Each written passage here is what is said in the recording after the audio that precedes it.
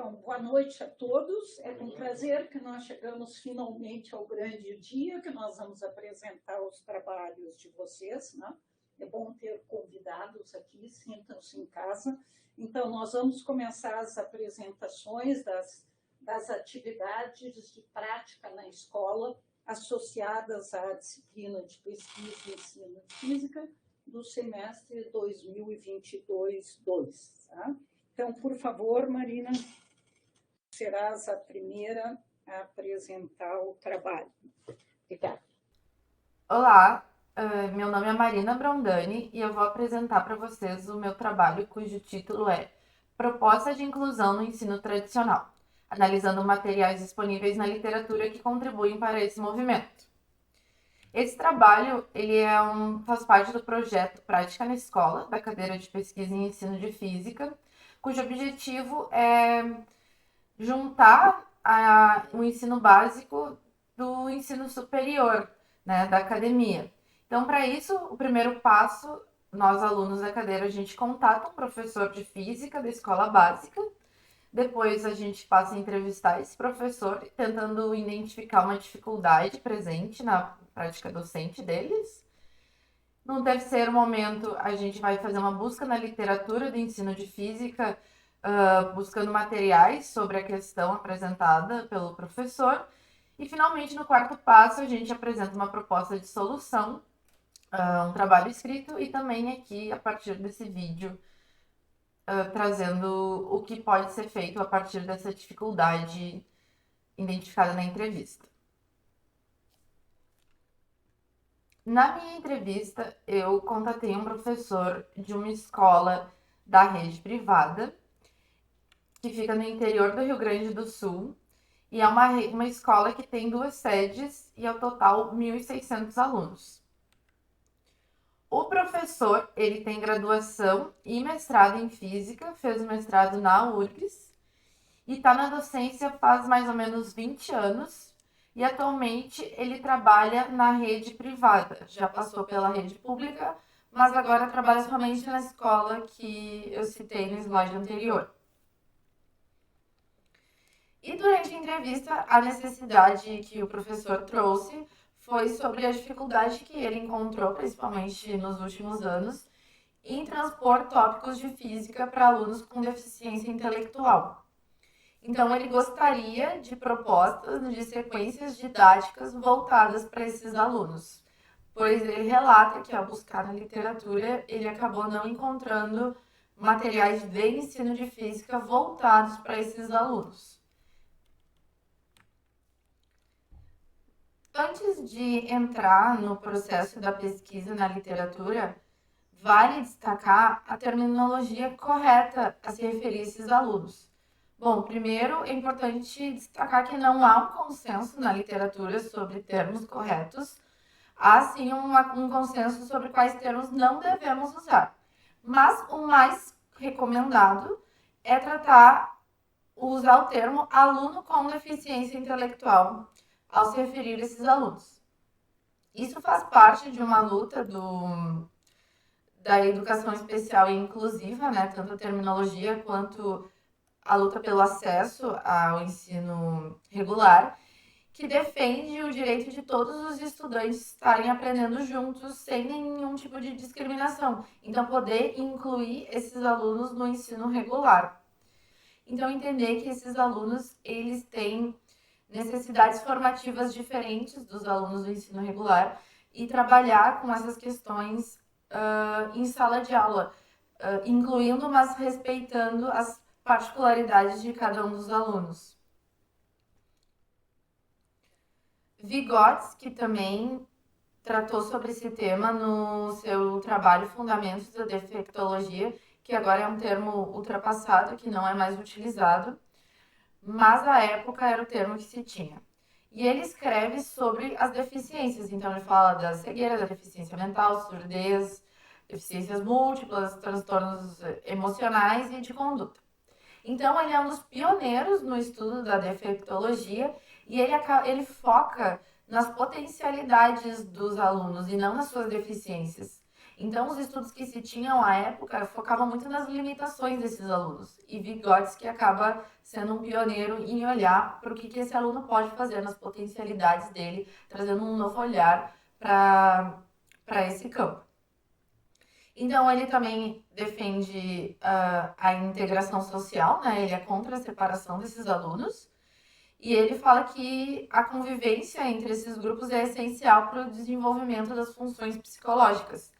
Portanto, o ambiente escolar acaba sendo um espaço, né, fundamental para esse tipo de interação, porque o indivíduo ele constrói o seu conhecimento através da convivência com outros alunos, e a inclusão, portanto, é um processo fundamental.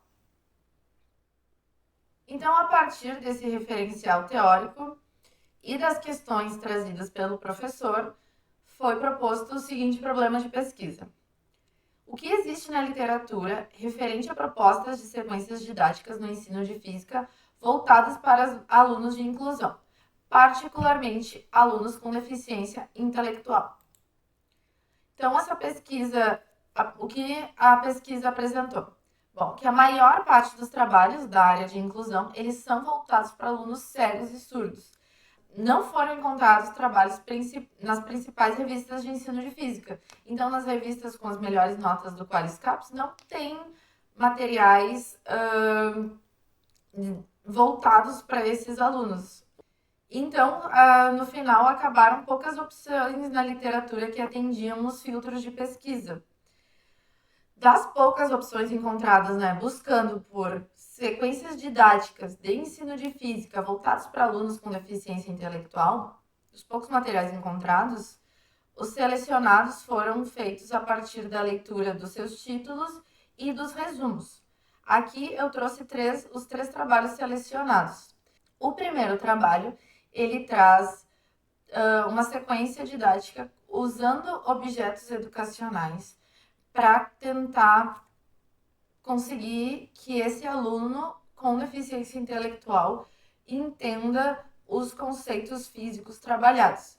Então, eles apontam que os objetos educacionais ajudaram esses alunos na sua aprendizagem. O segundo, ele vai defender que medições, trabalhos experimentais e práticos também são eficazes no ensino desses alunos. E o último é uma sequência didática completa sobre circuitos elétricos voltados para alunos com deficiência intelectual. Aqui eu trouxe o capítulo 6 da tese de mestrado, que vai trazer uma proposta de sequência didática com o tema de circuitos elétricos e a distribuição de energia elétrica. Então, é uma sequência didática de 7 aulas, todas elas têm objetivos, atividades e tarefas para cada uma dessas aulas. E aí, né, nessas tarefas e atividades entram vídeos, questionários, experimentos, simulações, leituras e avaliação. Aqui eu trouxe o exemplo do quinto encontro, que a gente tem a tabela dos objetivos, das tarefas e das atividades propostas para os alunos. Então, essa aula tinha como objetivo que os alunos conseguissem aplicar os conhecimentos adquiridos em novas situações. Então, eles eram divididos em grupos e aí iam realizando atividades. Nesse encontro, no texto, né, para esse encontro tem as recomendações para o professor e como a cada momento deve ser feita essa sequência didática, né, as orientações para elas serem feitas. Aí, aqui nós temos, são 6 desafios, eu trouxe 2. Um é com uma sequência de imagens que tem que conseguir relacionar as fontes de energia elétrica e comparar as renováveis com as não, quais que são utilizadas na residência. Essa imagem está cortada, são várias outras fontes que tem. A atividade completa está disponível na tese. E aqui também trouxe um exemplo de um desafio que era usando o simulador do FET para poder construir um circuito elétrico que eles conseguissem acender uma lâmpada usando uma pilha e fios e a própria lâmpada. E a partir desse desafio, eles também tinham que responder uma série de perguntas, cujo questionário também está disponível no texto da tese. Então, a partir desse trabalho e dos demais selecionados, vem a proposta de solução para a questão do professor. É fundamental que esses alunos eles participem do seu aprendizado, não apenas ouvindo explicações. Outra coisa fundamental é que o professor deve usar estratégias de ensino, né, como elementos práticos, objetos educacionais, experimentos, uso de tecnologias e atividades lúdicas. Eles também apontam que a repetição de uso de uma metodologia também é importante para o aluno conseguir reconhecer um padrão de comportamento. Então, como eu disse, né, uma atividade experimental que ele possa fazer a medida várias vezes, ele consegue reconhecer o comportamento daquilo que ele está medindo. Outra coisa, a interação social. Todos esses materiais eles foram desenvolvidos em turmas de ensino regular com alunos com deficiência e alunos sem deficiência. Então, são propostas que conseguem unir esses dois grupos e, a partir da interação, também auxiliar os alunos com deficiência intelectual no seu aprendizado. E como o papel do professor é muito importante, né, em trazer essas estratégias de ensino e proporcionar essas interações. Então, né, o que a gente pode tirar como conclusões desse trabalho é principalmente a carência de materiais didáticos voltados para esse público, né, na área de ensino de física, e então, portanto, da necessidade de produzir materiais práticos, como livros, sequências didáticas, propostas de experimentos, para auxiliar o professor no processo de inclusão, né, para assim poder finalmente caminhar na direção da democratização do ensino. Então, queria agradecer a todos pela atenção. Muito obrigada. Até.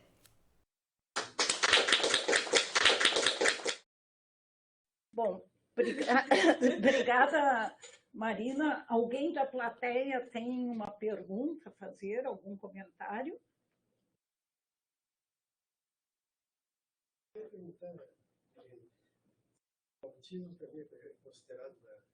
O autismo também é considerado e a gente tem diferentes graus, níveis de autismo. Então, tem uns autismos que é mais fácil de fazer essa transposição didática para o aluno. Dependendo do nível de autismo, também precisa ter materiais, ter estratégias voltadas para as especificidades de cada aluno. Então, depende do grau de autismo dele. Eu tenho uma pergunta. Tu já chegasse a mostrar para o professor o resultado do teu trabalho? Tu mandasse o texto para ele ou conversasse? O texto eu ainda não mandei, convidei para o encontro aqui, mas vou mandar, eu falei que ia mandar o vídeo e o texto junto. Certo. Eu só queria saber se já tem algum retorno, assim, claro. Se é mais ou menos atende às expectativas dele. Né? Poderia ter mandado. Não, mas tudo bem, terá tempo depois. Alguém mais quer se manifestar? Henrique, estou te estranhando, mas tudo bem assim. Então tá, vamos aplaudir de novo a Marina. E agora nós passamos para a segunda apresentação.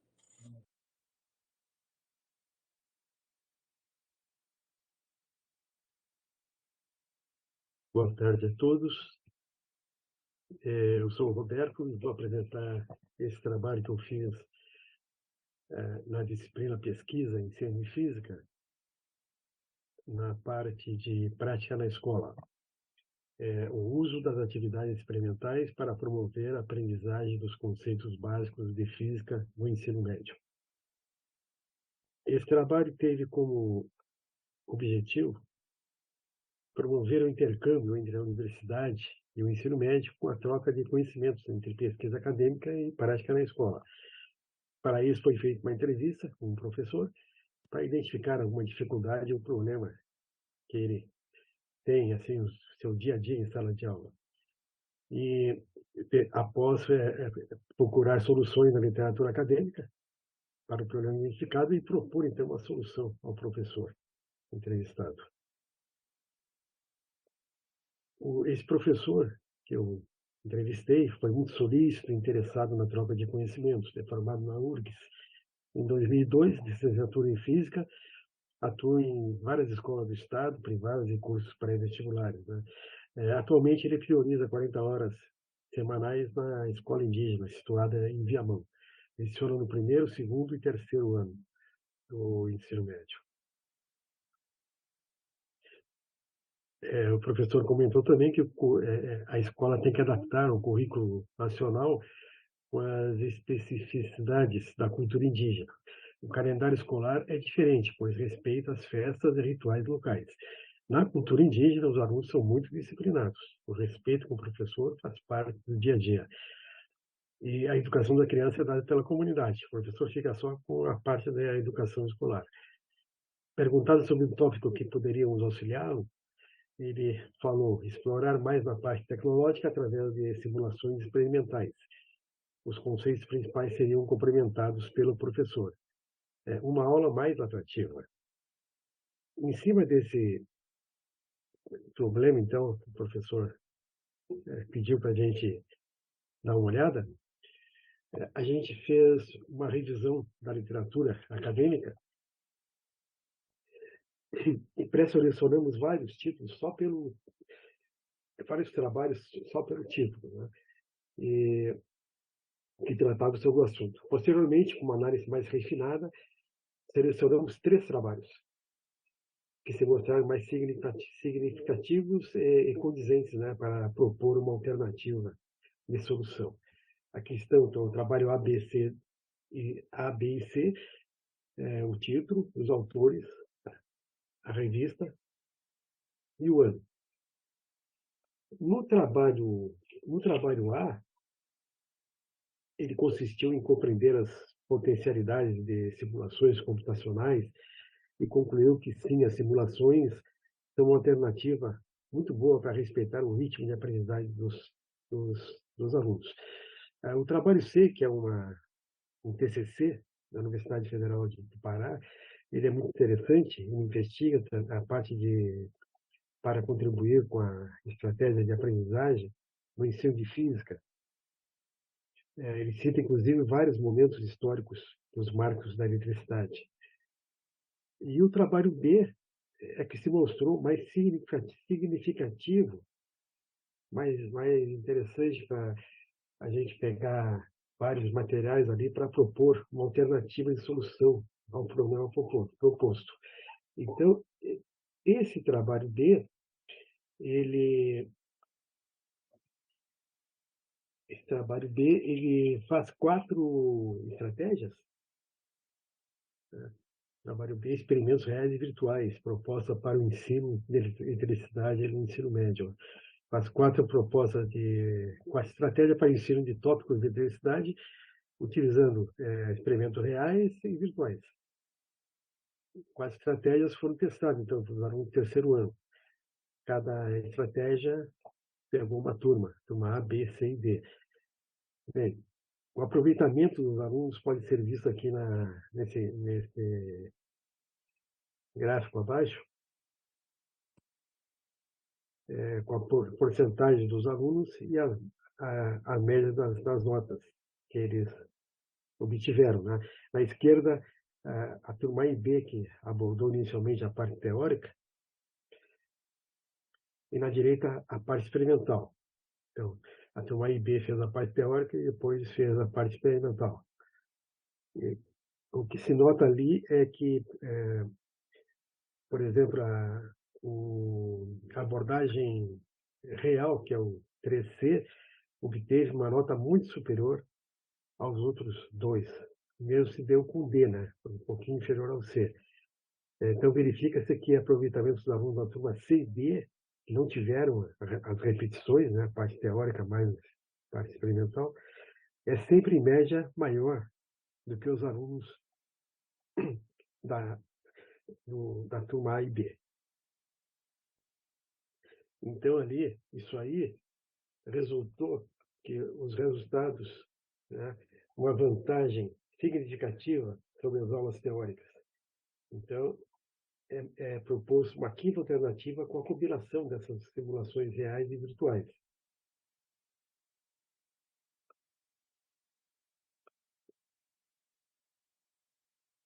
Esse trabalho foi embasado, se baseou assim na teoria significativa de Ausubel, né, embasamento teórico, que diz que o material de aprendizagem deve ser potencialmente significativo e o aprendiz deve ter predisposição para aprender. Esse processo envolve a interação da nova informação com a estrutura cognitiva do aluno. O conhecimento prévio é um ponto de partida para o novo conhecimento.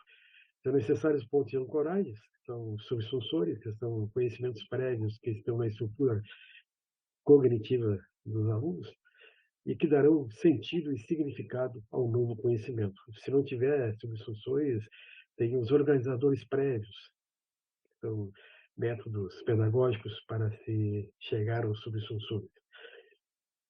Essa proposta, na parte metodológica, ali, propôs a metodologia ativa que trabalha o processo ensino-aprendizagem com experiências reais e virtuais. Os trabalhos selecionados, então, essa aqui é a proposta de solução já. Os trabalhos selecionados na seção 3 trazem uma riqueza de ideias que podem ser aproveitadas pelo professor. É bom fazer inicialmente um pré-teste, né, para ver o conhecimento prévio dos alunos. Como exemplo, então, a gente vai propor aqui uma unidade didática para o terceiro ano do ensino médio, contendo os conceitos principais relacionados a tópicos de eletricidade. A ideia principal é misturar elementos computacionais com atividades reais. Para experimentos virtuais, pode aplicar os aplicativos gratuitos de simuladores virtuais para ensino de física, como o PET, o Stellarium, Modelos, o Tinkercad.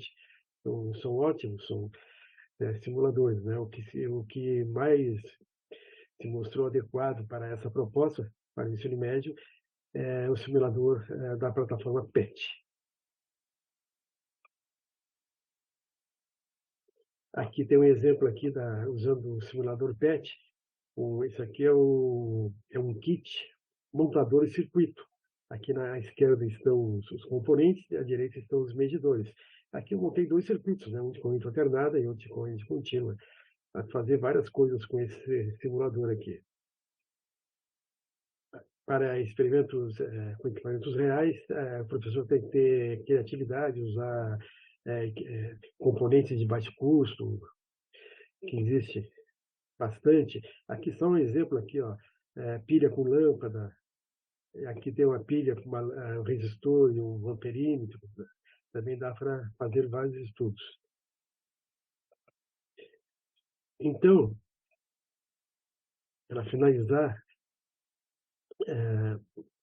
foi visto que para superar a barreira da falta de estrutura nas escolas públicas, o professor pode usar, através de experimentos simples, com equipamentos reais de baixo custo e experimentos virtuais, utilizando aplicativos gratuitos, né? Além de benéfico esse intercâmbio, a gente tirou muito proveito dos programas relacionados ao dia a dia do professor na sala de aula. A gente fica satisfeito se o professor tiver algum proveito em utilizar suas aulas. Então, o planejamento de uma unidade didática em 6 aulas, utilizando essa abordagem com simulação computacional seguida e experimento real, está proposto no quadro 1 a seguir. Aqui temos 6 aulas, aqui, ó, proposta com simulação computacional seguida do experimento real.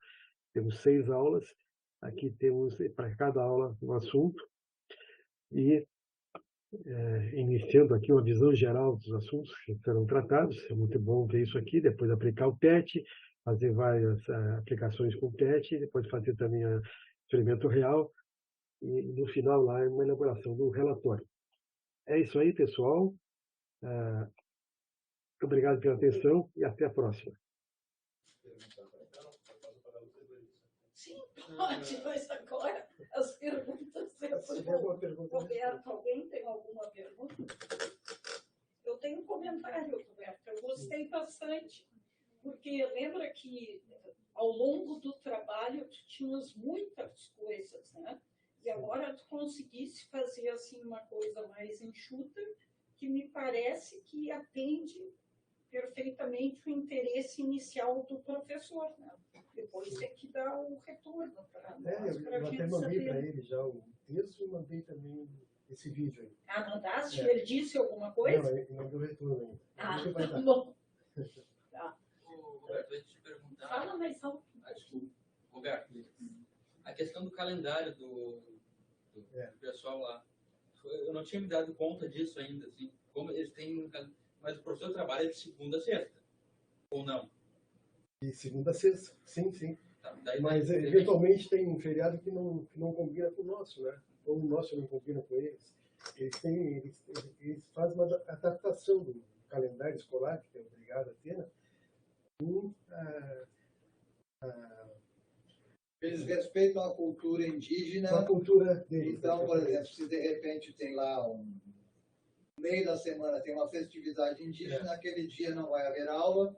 Sim. E isso é recuperado conforme, né, o tempo disponível, sem se preocupar com o calendário oficial do Estado, por exemplo.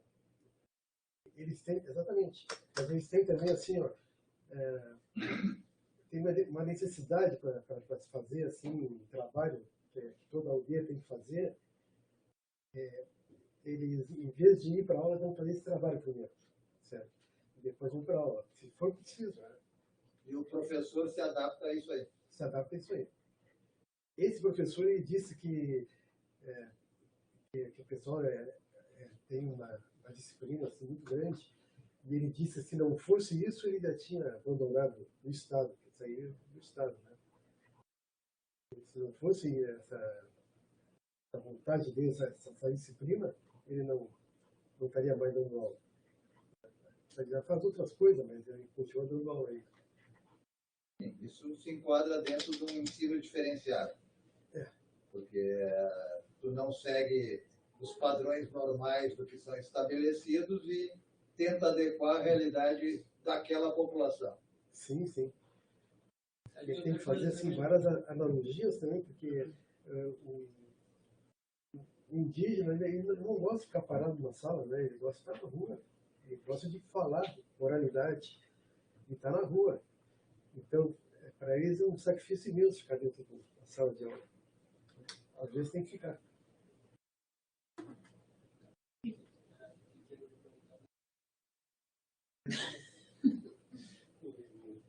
Esqueceu deles? Eu ia perguntar daí, então, da adaptação da aula, tinha uma coisa legal que eu ia perguntar.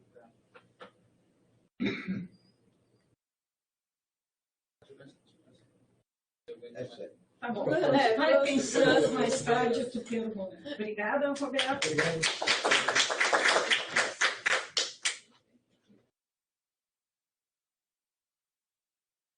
Quem é o próximo?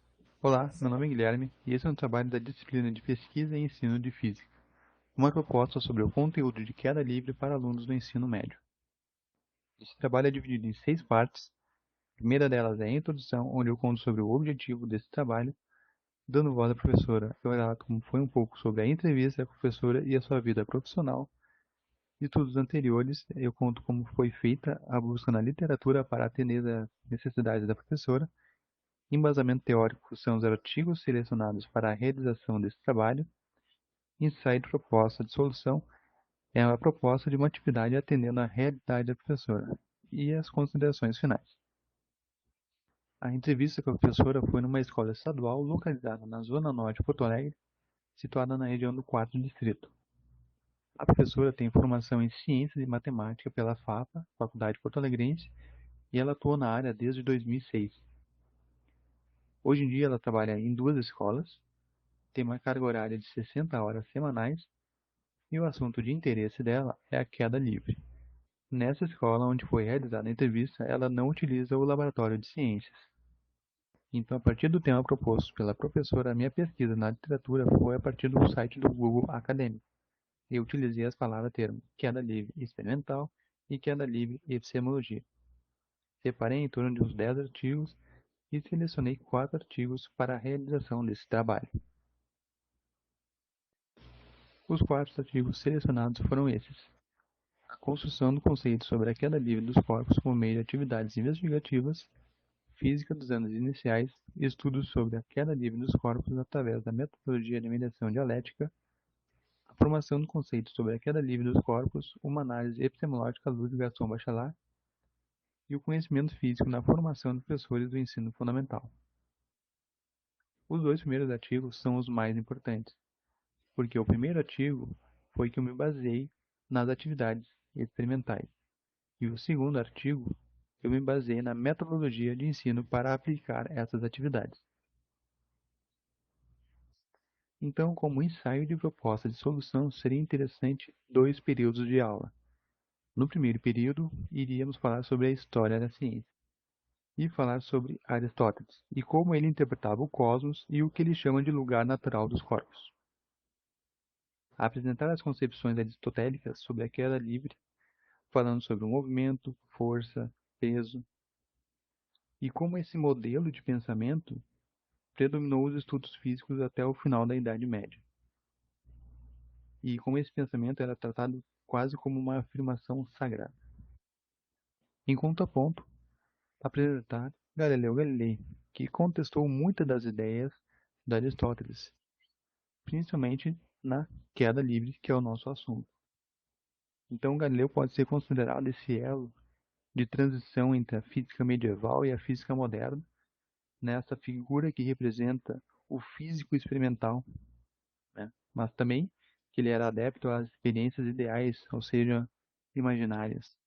Então, apresentar Galileu como um cara que fez muitas experiências e observações cuidadosas, aliada a um raciocínio lógico, e apresentar suas contribuições para o estudo da queda livre. Com o ensaio de proposta de solução, no segundo período seriam realizadas as atividades experimentais. Aqui tem uma lista de atividades com materiais de fácil aquisição que os alunos poderiam realizar em sala de aula.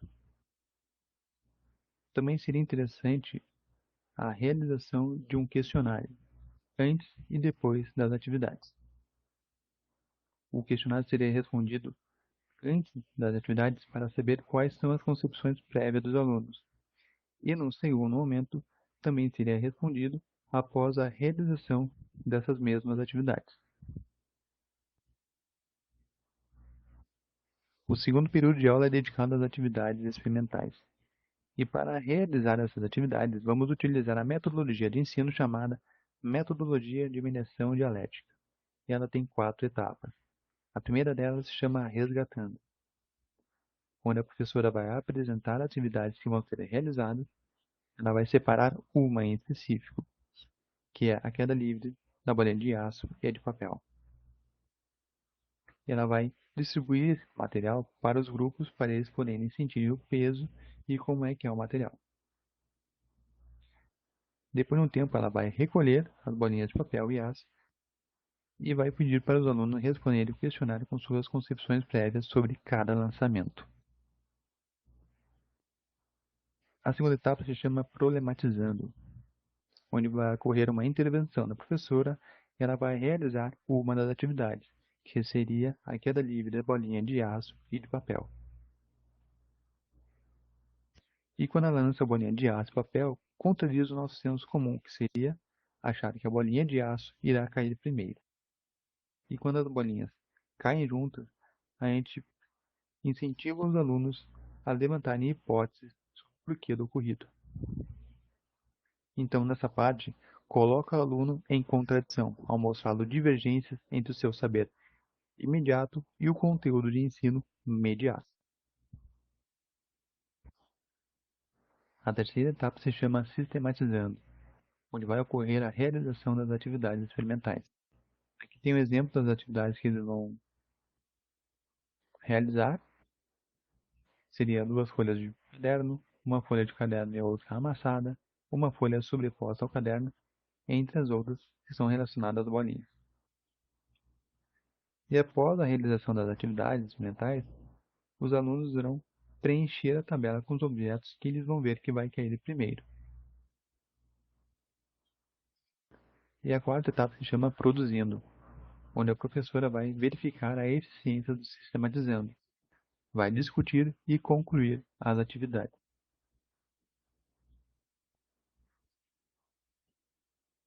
E a conclusão é que essa atividade tem uma facilidade de se trabalhar em sala de aula com materiais de fácil aquisição e também tem a oportunidade de trabalhar com a história da ciência. E esse foi o meu trabalho. Obrigado. Olá, meu nome é Amanda Cunha.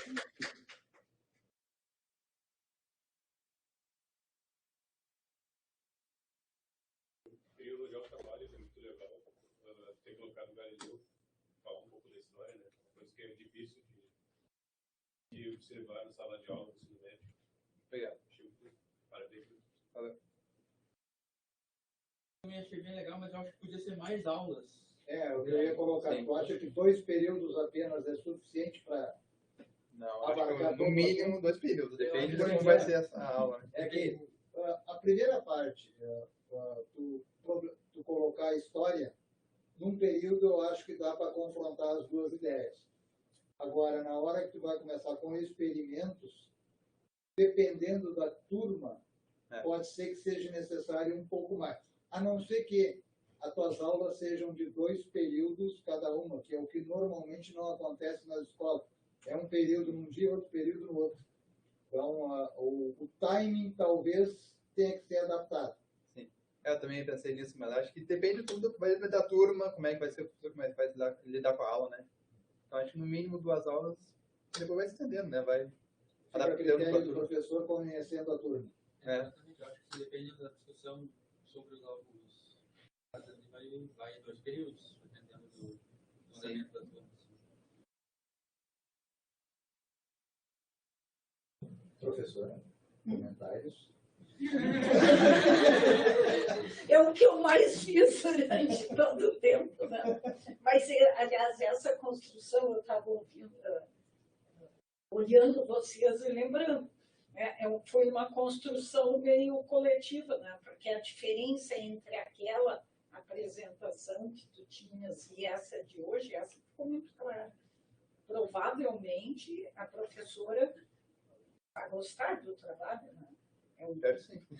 Digamos, ela disse um trabalho bastante pontual, mas tu conseguisse fazer uma sugestão que dá margem justamente para isso, para mais tempo, né?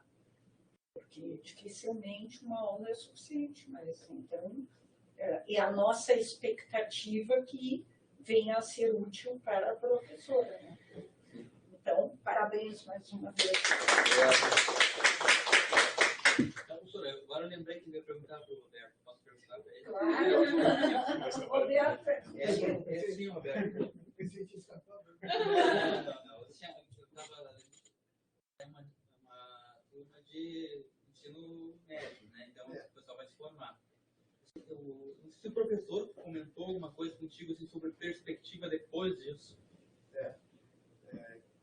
Existem muitos que vão para frente, né? Inclusive a Escola Federal, aqui,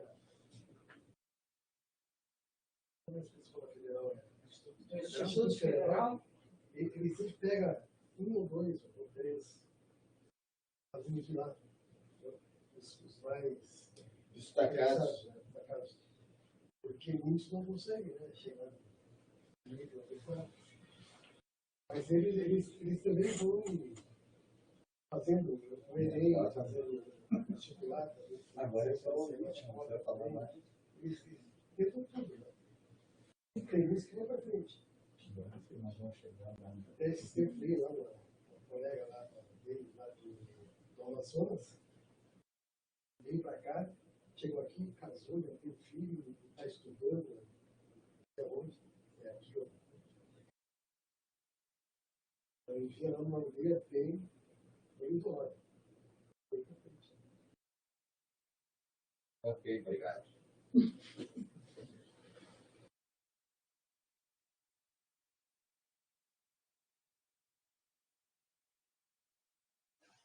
Olá, meu nome é Amanda Cunha Quirevitz, sou estudante da disciplina Pesquisa e Ensino de Física e este é o meu trabalho da disciplina intitulada A Utilização do Ensino sob Medida e Instrução pelos Colegas em Sala de Aula, uma proposta de metodologia a ser trabalhada em aulas de física. O conjunto desse trabalho se chama Prática na Escola e ocorre durante a disciplina Pesquisa e Ensino de Física. Esse conjunto procura retirar a lacuna entre a universidade e os professores da educação básica. A primeira etapa desse conjunto acontece entrevistando o professor da educação básica. A escola que o professor trabalha é uma escola da cidade de Esteio, região metropolitana de Porto Alegre. Possui ensino fundamental e médio. É uma escola modelo para o novo ensino médio e formou sua primeira turma nesse sistema no ano de 2022. E a escola possui 2 itinerários, o de empreendedorismo e de tecnologia. O professor que eu entrevistei iniciou seus estudos em uma universidade federal, mas transferiu-se para uma instituição privada. Tá? Ele se apaixonou por física por causa de um docente que teve no curso pré-vestibular. E na escola em Esteio, que ele trabalha, né, o professor ministra as aulas de física e de matemática. Durante a entrevista, o professor comentou que utiliza a teoria de Gardner em suas aulas. E o professor já tinha sido entrevistado por um aluno na disciplina de pesquisa e ensino de física no semestre anterior. Então, quando eu perguntei sobre o assunto de interesse, ele foi logo direto ao assunto. Na última pergunta da entrevista, então, em algum conteúdo que você gostaria de sugestão ou metodologia, o professor comentou a metodologia Instrução pelos Colegas. A entrevista com o professor foi descontraída, com troca mútua de informações e vivências em sala de aula. Para entender sobre o assunto, foi necessário verificar os estudos relacionados, né? Então, o primeiro artigo selecionado para esse trabalho foi um artigo de referência no assunto de instrução pelos colegas. O segundo artigo selecionado e a dissertação também selecionada para esse trabalho debatiam e aplicavam esse método em sala de aula. O primeiro artigo selecionado é referência sobre o assunto instrução pelos colegas, tá? E tem como os autores Araújo e Mazur. O segundo artigo foi selecionado por relatar uma experiência com o método ensino sobre medida e instrução pelos colegas no ensino de eletromagnetismo. E tem como autores Oliveira, White e Araújo. E o terceiro material selecionado é uma dissertação que contém uma sequência didática usando o método instrução pelos colegas e ensino sobre medida no ensino de ondulatória. O referencial teórico fala sobre a instrução pelos colegas mais ensino sobre medida. Então, de 2 a 7 dias antes da aula, o professor elabora uma tarefa de leitura e envia essa tarefa de leitura para os alunos. Lembrando que a tarefa de leitura, tá? Ela pode ser qualquer material que o professor achar é conveniente para a aula. Então, pode se chamar também de tarefa prévia, porque pode ser um vídeo, um documentário, um capítulo de vídeo ou um material produzido pelo próprio professor, tá bom? E daí, os alunos leem esse material antes da aula e respondem as questões e enviam a resposta para o professor. Então, o professor ele revisa as respostas dos alunos, isso 12 horas antes da aula ou um dia antes da aula, planeja as exposições orais e define os testes conceituais, tá? Aí é feita uma exposição oral, bem brevemente, questão de 15 minutos, tá? E o professor apresenta esse teste conceitual e é feita uma votação, tá? Nessa votação, o aluno precisa decidir qual é a resposta certa e criar um argumento do porquê que aquela resposta é correta, ok? Então, o professor ele faz a votação, tá? E daí tem 3 casos específicos. Se a porcentagem da turma, né, é menor que 30% de acerto, o professor revisita os conceitos que ele fez na exposição oral, né? Se a porcentagem de acertos da turma foi de 30% a 70%, é no caso A que o professor solicita os alunos que convençam seus colegas sobre a sua resposta. Então, isso vai gerar um debate, vai fazer com que o aluno explique o conteúdo com as suas palavras, né? O porquê que ele acha que aquela resposta é correta. Então, eles vão discutir em pequenos grupos, né? E vão fazer uma votação novamente. Aí o professor visualiza se a porcentagem da turma aumentou, né? E se aumentou, ele vai para um novo tópico ou faz um outro teste conceitual. Se a porcentagem da turma for maior que 70%, isso indica que a turma entendeu o conteúdo. Então, ele pode ir para um novo tópico ou para um outro teste conceitual. Mas o que são testes conceituais, tá? Vamos aqui para o próximo. Então, são questões onde o professor apresenta, como essa aqui, que é do Santos, de 2016, sobre o conteúdo de comprimento de onda, né? Referente ao conteúdo de ondulatória na física. Ok? E o teste conceitual, ele possui 4 alternativas e não possui questões que envolvam o uso de equações.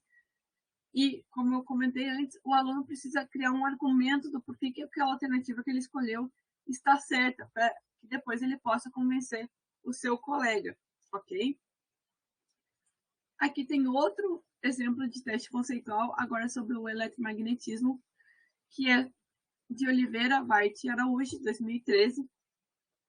Tanto no material do Santos quanto no material do Oliveira, constam questões que ambos autores utilizaram em suas práticas pedagógicas. Então, tem questões sobre eletromagnetismo e sobre ondulatória que podem ser usadas, né, nesse método.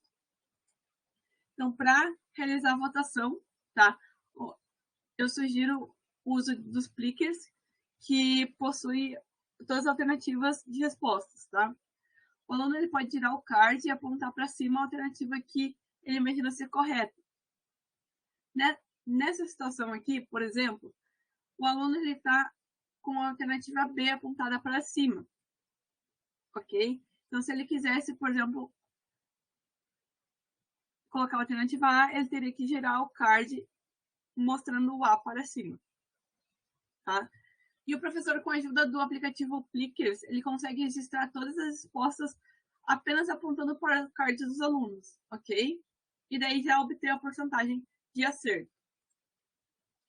Então, a partir da entrevista, né, e dos materiais usados nesse trabalho, foi construída uma proposta de solução para as aulas de física, tá? E a minha proposta de solução fala da utilização dos 2 métodos juntos, tanto do instrução pelos colegas quanto do ensino sob medida, porque o professor ele consegue identificar as dúvidas dos alunos e montar o teste conceitual. Ok? E os artigos, né, os materiais selecionados mostraram que os 2 métodos juntos trazem resultados satisfatórios para a sala de aula. E durante a entrevista, o professor comentou que o maior empecilho que os alunos trouxeram da pandemia foi problemas emocionais e problemas sociais, né? E esses 2 métodos ajudam o aluno a interagir com os outros colegas e ajudam na construção de um argumento a partir da resposta que o aluno escolheu. Então, a minha conclusão é que construir uma união da universidade com os professores da educação básica auxilia na construção de ensino de qualidade, fazendo com que os alunos interajam entre si a partir da argumentação. E o professor ele usa métodos diversos em sala de aula, e indicar mais um para a utilização em sala de aula foi gratificante. Ok? Essa é a minha apresentação. Qualquer dúvida podem me chamar e muito obrigada pela atenção.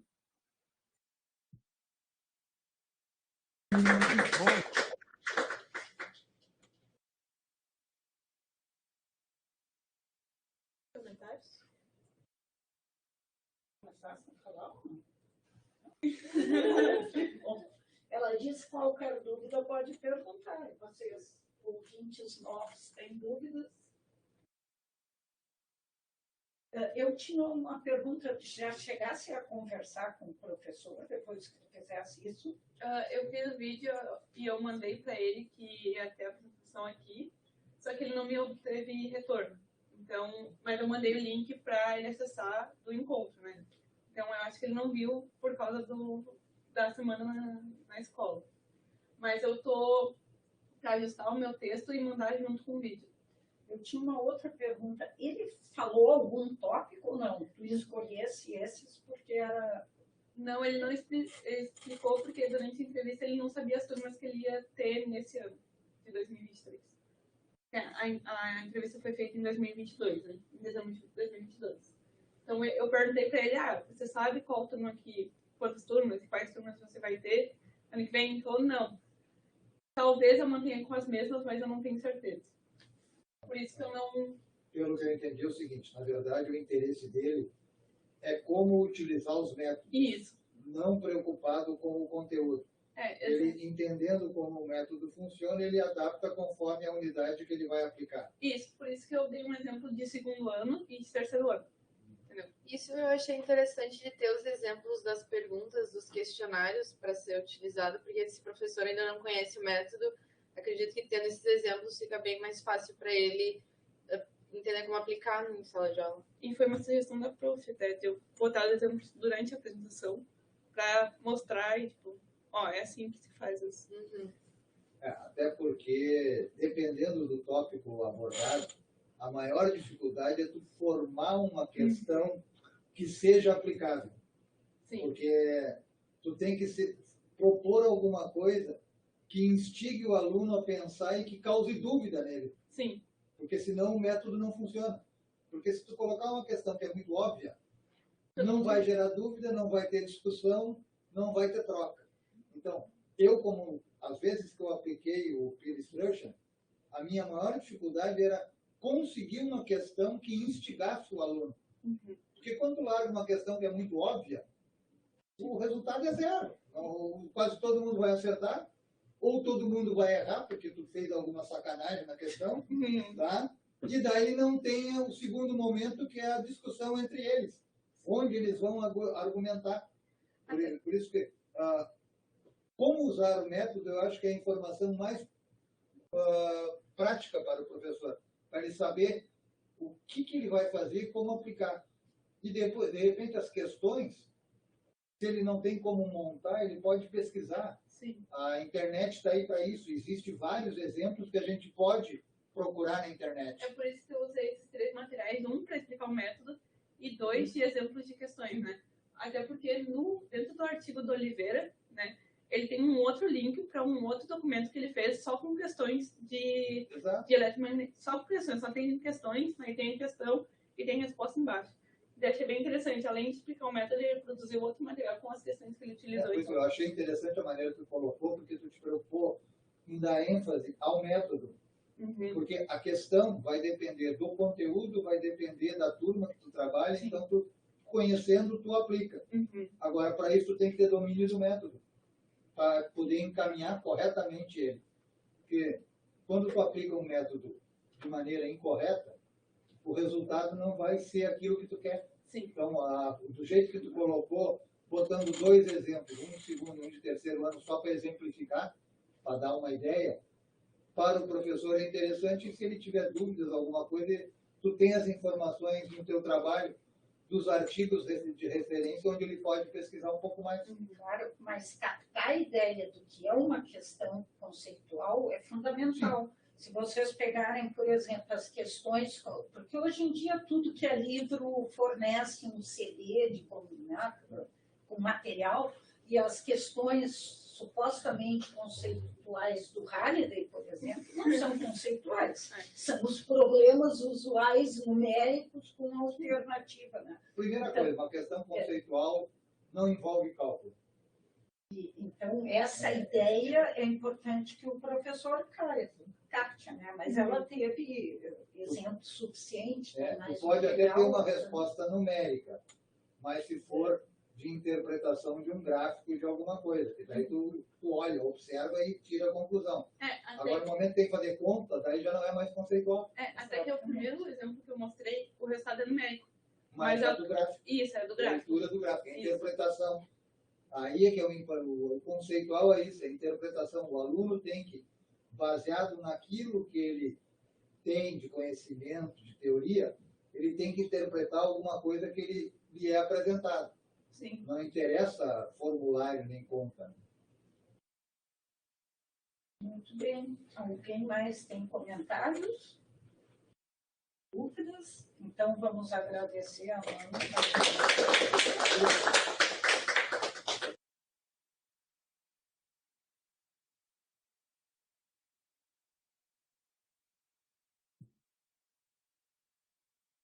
Boa noite, sejam bem-vindos ao trabalho Uma Prática Escolar Contextualizada. Bom, esse trabalho parte da distância entre o grande acervo que a pesquisa produz nas diversas áreas da educação e a prática escolar, feita por professores com excesso de trabalho, uma rotina ocupada e que têm dificuldades a serem superadas diante das mais diversas situações que eles acabam passando, né? Existem soluções dentro do acervo feito pela pesquisa e a gente precisa fazer uma ponte entre essas soluções, entre essa literatura, entre essa pesquisa e a prática docente.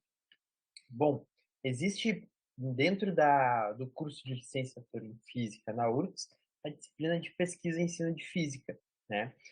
Que tem como principal objetivo o projeto Prática Escolar, né? Ela coloca o estudante, o graduando, em contato com a área da pesquisa, né? E coloca em contato com professores da rede pública e faz com que, a partir de alguma dificuldade proposta por professores da rede pública, seja pesquisado alguma solução, alguma proposta como solução, né? E dessa forma contribuindo para uma prática efetiva para o ensino na rede pública. Bom, desse trabalho foi entrevistada uma professora de ciências que dá aula para o sexto, sétimo, oitavo e nono ano do ensino fundamental, numa escola municipal de ensino fundamental afastada do centro de Porto Alegre, um bairro com baixo índice socioeconômico. Essa professora, ela é graduada em licenciatura em Química, ela tem uma pós-graduação em ensino ambiental e deu aula para diversos contextos, tem bastante tempo de docência.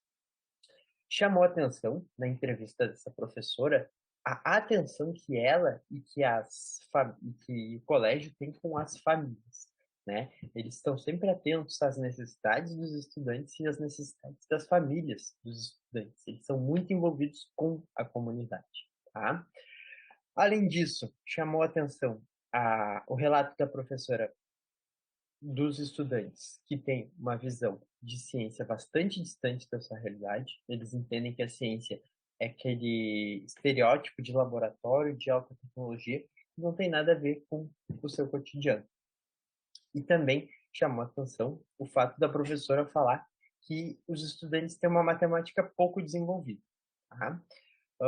Ela relatou também que existe o laboratório de ciências e que é um espaço que ela usa bastante para engajar os estudantes e para propor atividades diferentes que possam impactar os estudantes, que possam ajudar ela, né? Diante dessa situação, ela relatou muito a dificuldade de contextualização. A professora, ela tem formação em Química, né? Portanto, o ensino de Física que ela propõe, principalmente no nono ano, né? Ele é bastante simples. Ele se baseia no livro didático, ele faz muito uso de fórmulas e o principal conteúdo ministrado é a cinemática.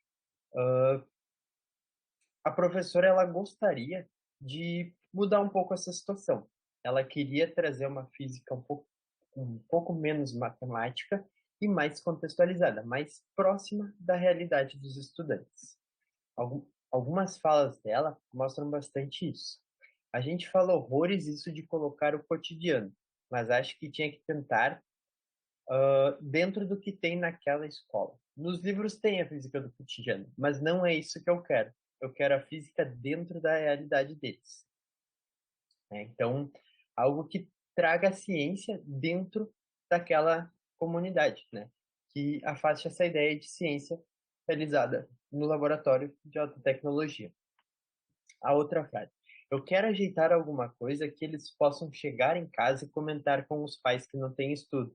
Porque eles fazendo isso, o pai vai se interessar. É uma maneira de trazer, porque é difícil trazer os pais, né? Então, não só preocupada com a visão de ciência dos estudantes, não só preocupada com o ensino dos estudantes, ela está preocupada com a comunidade em geral, né? Com os familiares, de tentar trazer uma escolaridade melhor, uma ideia de ensino também para a comunidade, né? Diante dessas situações, dessas falas, da conversa, dos problemas que a professora relatou, o assunto escolhido para pesquisar foi a contextualização. Os filtros, o delineamento da minha pesquisa, ela foi baseado, então, na contextualização para ensino fundamental, né? Ensino de física, com assunto cinemática e feito com experimentos, né? Não foi possível buscar um único projeto com todas essas características, né? Acaba sendo muito específico, né? Portanto, eu busquei alguns artigos, alguns trabalhos que pudessem, cada um com a sua particularidade, produzir uma proposta de solução para apresentar para a professora. Os artigos selecionados são, primeiro, uma dissertação de mestrado do Eduardo Couto de Lima, que fala conforto térmico em residências como uma proposta de contextualização para o ensino de termodinâmica no ensino médio. Então, essa tese, ela traz muito a ideia do ensino de física térmica a partir da contextualização, pautado em atividades práticas e com um enfoque CTS, que relaciona a ciência, a tecnologia e a sociedade, né? Não traz a ciência somente pela ciência, né? Uma frase muito marcante no trabalho do Eduardo Couto de Lima é trazer a ciência para uma realidade mais próxima do aluno, que é exatamente o que a professora quer, né?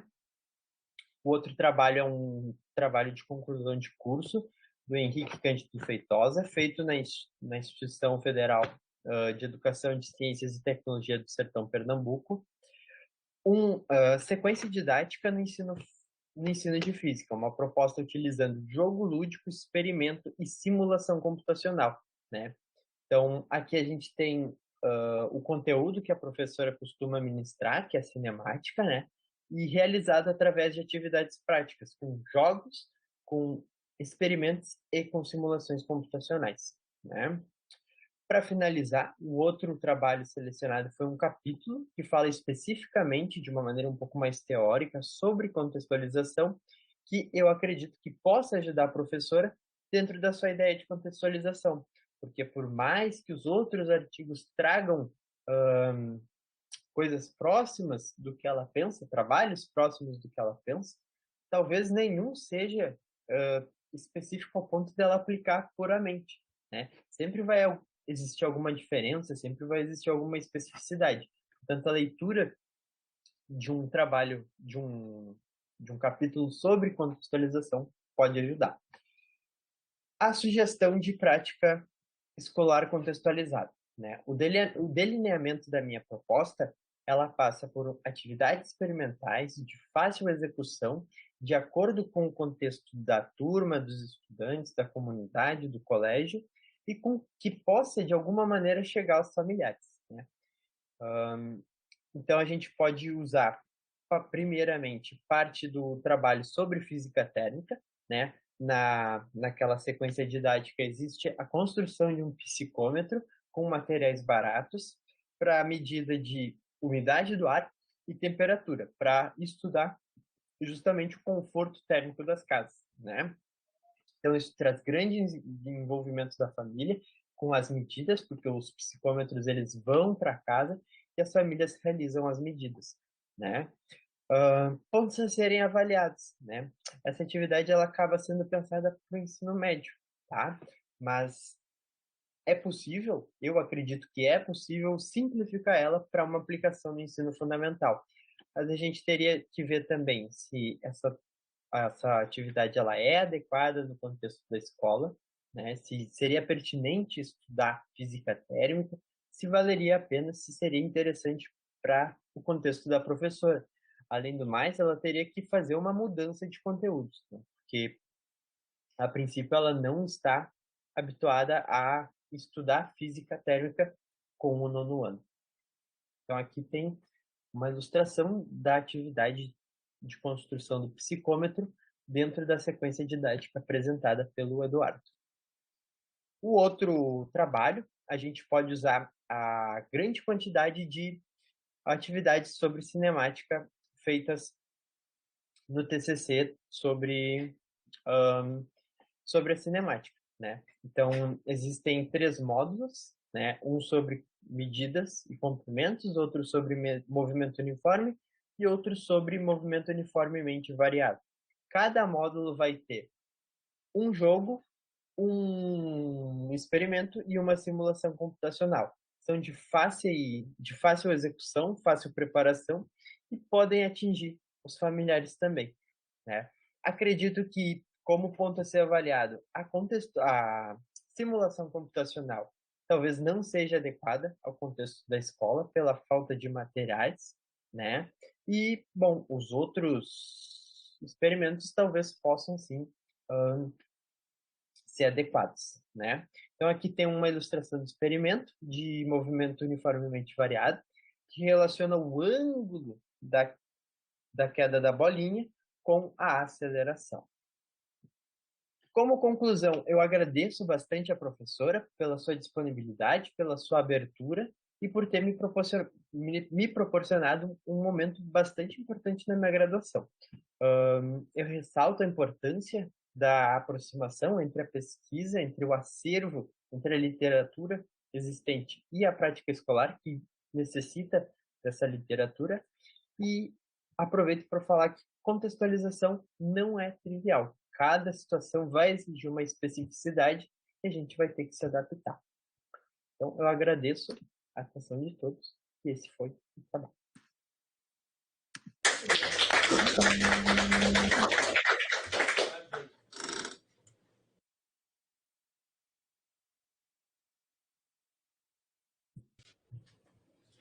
Bruna, ficou... Foi na escola lá conversar com a professora? Foi... Sim, foi na escola. Você vai com o professor ou você está maravilha? Eu tive contato um pouco com o diretor também. Conversei aqui com alguns alunos. Acabei tendo conhecimento sobre a escola. Mas aí estou pensando assim, como é que a escola... Como é que você sentiu o clima da escola? Em relação aos alunos? Qual é a preocupação dos docentes e da diretoria da escola em relação aos alunos? Bom, o principal objetivo da escola, na minha percepção, foi primeiro que os estudantes chegassem ao fim do ensino fundamental, né? Era formar eles para que eles seguissem os seus estudos, né? E aí, outro momento que me chamou bastante atenção foi caminhando ali pela escola, né, para a entrevista, um aluno passando assim e a professora relatando sobre a família dele, sobre os problemas que a família dele teve, sobre o irmão que era muito bom aluno, que fazia parte do clube de ciências, mas que parou de estudar para trabalhar, para ajudar a família. Então, teve alguns momentos assim que deu para perceber essas preocupações. Bom, isso implica, provavelmente, que o quadro de professores já é mais antigo no colégio. Sim. Porque para tu ter um conhecimento sobre alunos, sobre família, tu já está há algum tempo lá dentro. Tá? Então, quer dizer, é o que implica tu ter um conhecimento de anos, tu vai acompanhando o irmão, o primo, e daí tu consegue fazer essa relação. Uma coisa que eu queria te perguntar é, quando tu coloca ali envolver as famílias, A parte do psicômetro, tudo bem. O aluno vai levar para casa e vai medir a casa dele. Isso o pai, a mãe, os irmãos podem participar. Nos outros experimentos é que eu fiquei na dúvida. Como é que a família se aproxima desses experimentos? É uma tarefa complicada, né? Mas o que eu imagino que com experimentos de fácil execução, talvez seja até algo que eles possam reproduzir, talvez, em casa. Seria que montar em casa, levar para casa. Isso é que eu fiquei na... Poderia ser, dependendo do experimento, eu acredito que sim. Mas eu acho que a proposta vai um pouco não só no sentido de fazer os pais participarem de experimentos, mas sim de engajar os alunos de uma maneira que eles possam levar para casa a experiência, contar e relacionar e explicar, não reproduzir o experimento com os pais. A do psicômetro eu achei muito interessante, porque tu monta um experimentozinho de fácil execução, o aluno vai levar na casa dele, quer dizer, ele vai tirar os dados da casa dele, que é o conforto térmico residencial dele, e isso envolve a família. Porque, por menos interessado que a pessoa seja, ele vai ficar curioso saber o que está acontecendo ali, por que ele está fazendo aquilo. Aí o aluno pode até, com as palavras dele, tentar explicar para o pai, para a mãe, para o irmão mais novo, o que está fazendo. Isso eu acho interessante.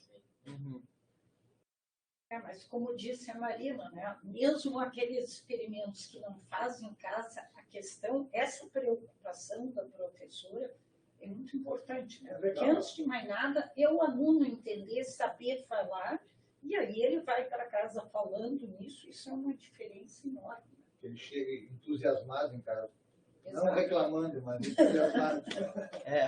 Bom, o primeiro objetivo é os alunos irem para a escola, né? A evasão, a falta é muito grande, né? Então, manter eles na escola, manter eles animados na escola, engajados, entusiasmados, é o primeiro passo. E depois, se possível, levar esse entusiasmo, levar alguma coisa para as famílias, seria muito bom. Acho que essa é a tarefa, a ideia da professora. Que pareceu. Essa tarefa aí até é interdisciplinar, né? Que pode entrar física, química. Sim, sim. O ensino fundamental, ele trabalha com ciências, né? Então, ela já, realmente, ela pode abarcar várias coisas. No segundo ano, ensino fundamental, e também era professora de química. E eu notei que, quer dizer, eu particularmente não gostei porque professor de química, eu não tenho conhecimento assim do cara que estuda física realmente, né? Então, assim, eles têm primeiro contato, assim, pode levar assim os alunos a odiar essa matéria física, pela maneira que é dada, né? Às vezes para facilitar, assim, coloca um montão de cálculo no quadro e vai em frente. Não só essa, todas. Eu me imagino tentando montar uma aula de química, né? Então, minimamente entendo, né? Mas na correria, né, acaba prevalecendo bastante o livro didático e mesmo assim ela é muito preocupada assim, né, nessas questões, né? Então ela aproveitou muito a oportunidade para agregar esse conhecimento, né, buscar outras ideias. Muito obrigada. Muito obrigada.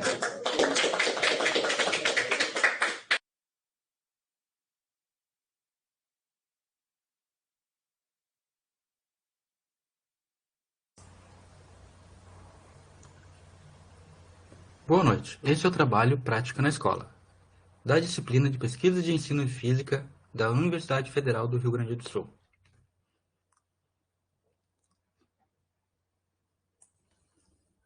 Este trabalho tem por objetivo aproximar a pesquisa realizada na universidade com o ensino da rede básica de educação. Este trabalho foi desenvolvido em 5 etapas. A primeira etapa é o contato com o professor da rede de ensino básico. A segunda etapa é uma entrevista com esse professor, com o objetivo de conhecer um pouco da sua realidade, das suas dificuldades e necessidades. A terceira etapa é, com base nas informações obtidas na entrevista, realizar uma busca na literatura. A quarta etapa é a construção de uma proposta de trabalho que auxilie o professor na solução dos seus problemas. E, por fim, a apresentação dessa proposta. Nessa entrevista, a professora contou sobre a sua trajetória na universidade e falou um pouco sobre a prática em sala de aula. Durante a entrevista, os seguintes pontos foram registrados e serviram como base para a busca de estudos anteriores na literatura: acústica, instrumentos musicais e simulações computacionais. A professora relata também que a sua maior dificuldade atualmente é a sobrecarga de trabalho, o que dificulta a preparação adequada das aulas, pois ela é a única professora que ministra física na escola. Utilizando o Google Acadêmico e fazendo uma busca com os termos apresentados anteriormente, foram escolhidos 4 trabalhos. O ensino de acústica no ensino médio da rede pública por meio de instrumentos musicais de baixo custo, de Moreira e Romeu 2020. A física e os instrumentos musicais, construindo significados em uma aula de acústica, de Silva 2017. O uso do simulador FET como recurso didático para o ensino de ondas no 9º ano do ensino fundamental, de Pereira 2018. E o uso do GeoGebra, funções trigonométricas e sons musicais, como recursos motivacionais para o ensino de acústica no ensino médio, de Boulegon 2011. Como referencial teórico, utilizamos a teoria de aprendizagem significativa de Ausubel. Segundo Ausubel, o fator mais importante para que o aluno aprenda é o que ele já sabe, o que Ausubel chama de subsunsor. E para que ocorra a aprendizagem significativa, os seguintes fatores são necessários. Primeiro, o aluno deve ter predisposição para aprender. E segundo, o material apresentado ao aluno deve ser potencialmente significativo. Quando o aluno não possui os subsensores necessários, utiliza-se os organizadores prévios, que servem de base para o aprendizado, e vão se transformar nos subsensores para os novos conhecimentos. Neste contexto, utilizaremos as aulas teóricas para apresentar os organizadores prévios, que vão formar a base para a aprendizagem significativa. As simulações computacionais servem de material de apoio, e a construção dos instrumentos de baixo custo como elemento motivacional, sendo esses materiais com potencial significativo, que servem de ligação com os subsensores ou com os organizadores prévios. O trabalho de Moreira e Romeu consiste na criação de instrumentos musicais rústicos, servindo como motivação para o ensino de acústica. Nesse sentido, utilizam os conhecimentos musicais dos alunos como ponto de partida, buscando relacionar os conhecimentos científicos com o cotidiano. É proposto dividir-se os alunos em grupos, e cada grupo construa seu instrumento. Segundo os autores, a utilização de experimentos auxilia os alunos na visualização dos fenômenos físicos, facilitando assim a compreensão dos modelos matemáticos. O trabalho de conclusão de curso de Silva fala sobre desenvolver a habilidade de reconhecer os fenômenos ondulatórios, utilizando instrumentos musicais tradicionais, como o violão, a guitarra e flauta, e instrumentos criados com materiais reutilizáveis, como garrafas e tubos de PVC. Esse trabalho possui uma unidade didática composta por 6 aulas, divididas entre aulas expositivas, práticas e simulações computacionais, e podem servir como base para a elaboração do projeto de ensino solicitado pela professora, devendo ser adaptado de acordo com as necessidades específicas de cada turma. Silva faz uma abordagem CTS, Ciência, Tecnologia e Sociedade. Segundo ele, o ensino de ciências deve caminhar na direção de capacitar o aluno a agir no mundo a fim de transformá-lo por meio de sua consciência crítica e seus conhecimentos tecnológicos. Pereira, em sua tese de mestrado profissional, utiliza o simulador FET, da Universidade do Colorado, como ferramenta de apoio pedagógico ao ensino de fenômenos ondulatórios nas aulas de física. Este trabalho também é composto por 6 aulas, ou encontros, onde os tópicos de ondulatória são apresentados na forma de simulações, com o objetivo de tornar o processo de ensino-aprendizagem mais produtivo e estimulante para os alunos. Em conjunto com a tese de mestrado, foi produzido um material educacional, com uma série de atividades propostas para os alunos, com o objetivo de facilitar o entendimento de cada assunto abordado nas aulas. O artigo de Boulegon e Trevisan propõe o uso do software GeoGebra como ferramenta de aprendizagem interdisciplinar, unindo matemática e física para o estudo de acústica. Neste artigo, são utilizadas as funções trigonométricas na representação de sons musicais, com o objetivo de identificar características como altura, amplitude, frequência, e também fenômenos como interferência e batimento, entre outros, com o objetivo de fornecer ao aluno uma visualização desses fenômenos. Tanto o software GeoGebra quanto os simuladores do PhET da Universidade do Colorado são softwares gratuitos e possuem interfaces amigáveis, possibilitando uma facilidade na sua utilização, não sobrecarregando o professor com o aprendizado dessas ferramentas. Chamamos esses softwares e simuladores de objetos de aprendizagem, que auxiliam o professor, possibilitando ao aluno participar ativamente durante as aulas, aumentando assim seu interesse e melhorando significativamente o seu aprendizado. Assim, propomos a construção de uma unidade didática utilizando estes 4 documentos, da seguinte forma. O artigo de Moreira e Romeu como elemento motivacional, a construção do instrumento musical de baixo custo. O trabalho de Silva serve como base para a preparação dos planos de aula e do referencial teórico, cabendo à professora as adaptações necessárias à sua realidade e ao nivelamento da turma. As simulações computacionais propostas nos demais artigos entram como elementos de apoio, tornando os alunos agentes ativos no processo de ensino e aprendizagem. A tarefa do professor é dinâmica, e novas dificuldades se apresentam a cada aula.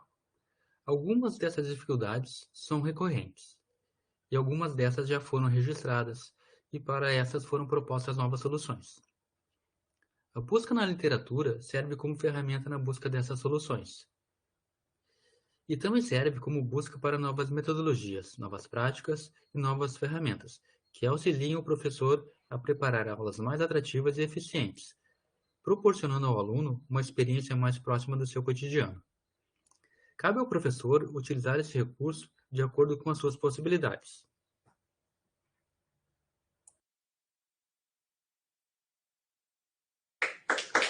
Olá a todos, meu nome é Carlos Iago da Silveira Rosa.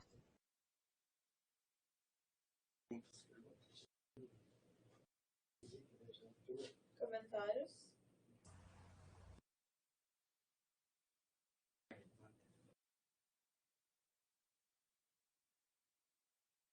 Colegas não querem falar, então falamos lá. Eu acho que evoluiu bastante da apresentação, gostei de como ficou o produto final, né? Essa relação de propor esse daqui para referencial teórico, esse daqui para material de apoio, né? Foi boa essa ideia que tu trouxe de dar para o professor subsídio para cada um dos passos que ele vai enfrentar, né? Então, acho que a proposta ficou legal. Obrigado. Concordo. Concordo, e na verdade é uma questão agora de saber sempre o problema, né? Quanto tempo o professor dispõe para isso? Porque música é interessantíssimo. Se ele dispuser de tempo suficiente, né? Ele tem aqui elementos para várias aulas, né? Saber se ele tem condições de fazer isso. Muito bem, então obrigado. Vamos agradecer.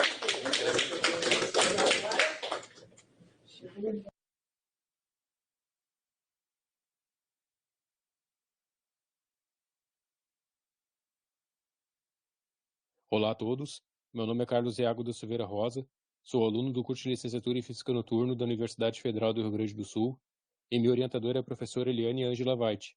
O nome do meu trabalho é Uma Proposta de Atividade de Programação voltada para o ensino de Física no ensino médio. Esta apresentação foi dividida em 7 tópicos. 1. Introdução. 2. Dando voz ao professor. 3. Estudos anteriores. 4. Embasamento teórico. 5. Ensaio de proposta de solução. 6. Considerações finais. E 7. Referências bibliográficas. A atividade prática na escola foi desenvolvida na disciplina de Pesquisa e Ensino de Física e tem o objetivo de aproximar o contexto acadêmico do escolar. Para isso, foi feita uma entrevista com o professor de Física de uma escola pública do Estado, a fim de buscar um problema relacionado ao ensino e aprendizagem de Física.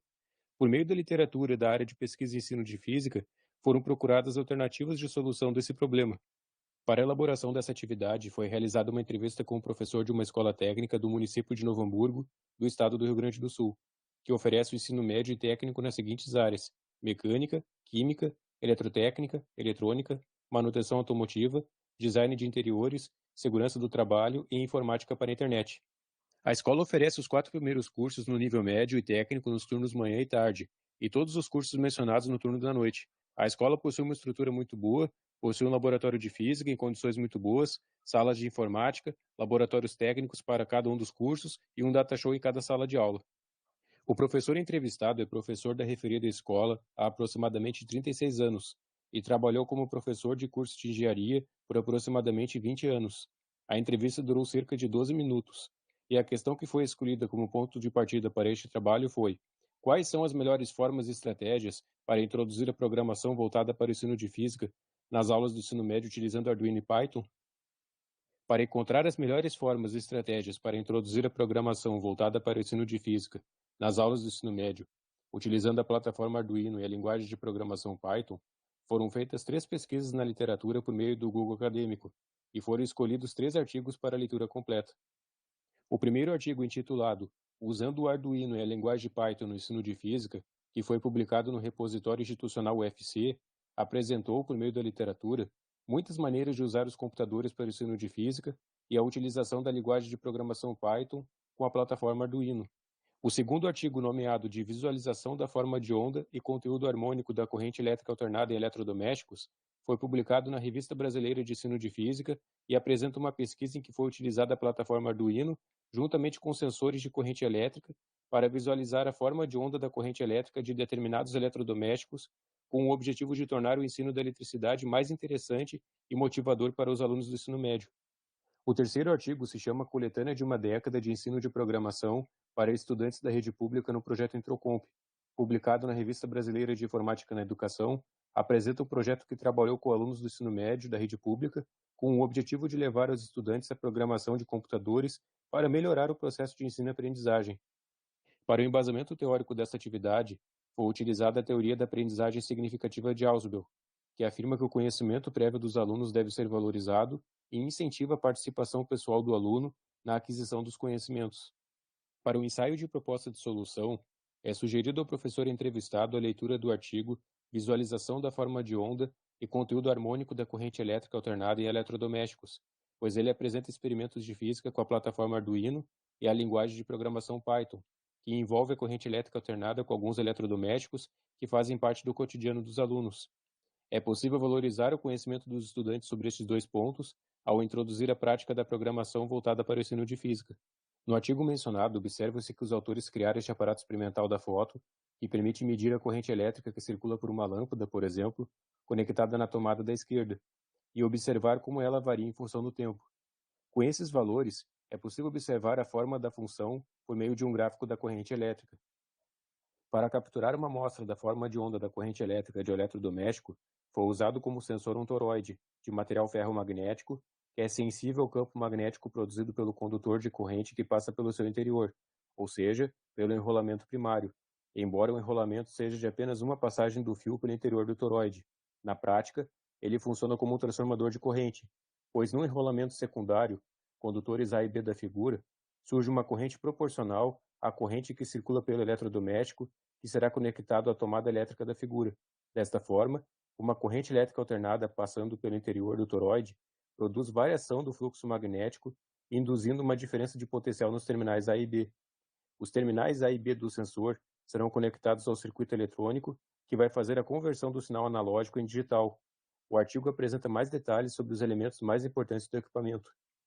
O artigo informa que a placa Arduino Uno é utilizada como interface para a leitura das tensões analógicas presentes nos terminais A e B do toroide e conversão em seus equivalentes digitais.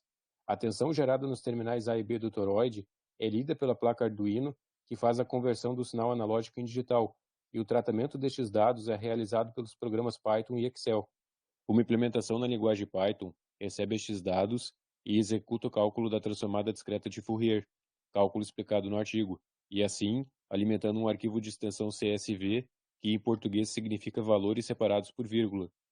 Este tipo de arquivo possibilita a troca de dados entre aplicativos e planilhas eletrônicas. Dessa forma, fazendo uma conexão de dados com este arquivo no Excel, a planilha é atualizada sempre que o algoritmo for novamente executado.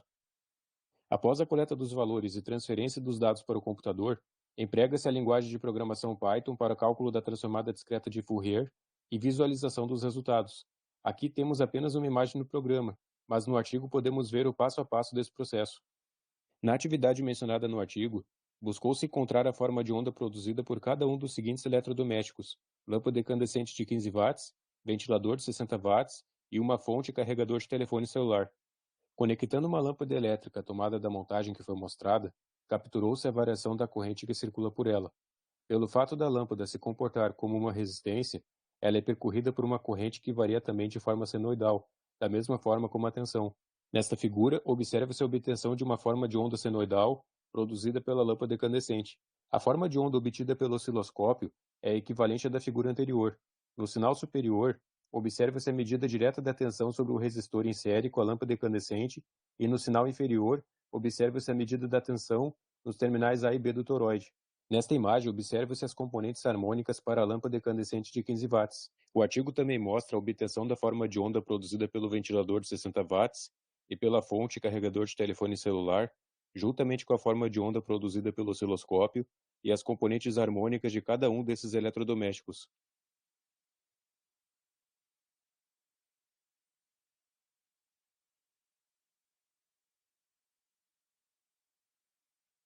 Este trabalho tem o objetivo de buscar alternativas de solução para a pergunta levantada pelo professor entrevistado: quais são as melhores formas e estratégias para introduzir a programação voltada para o ensino de física nas aulas do ensino médio, utilizando Arduino e Python?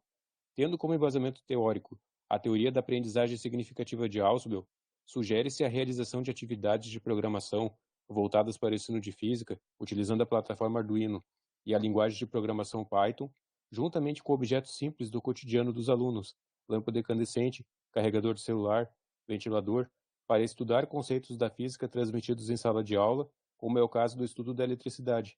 Estas são as referências bibliográficas. E muito obrigado pela atenção de todos e de todas. Eu gostaria de agradecer pela atenciosidade do professor entrevistado e pelas informações transmitidas por ele, e pela orientação da professora Eliane Ângela White na elaboração deste trabalho. Boa noite, pessoal. Meu nome é Henrique Filho.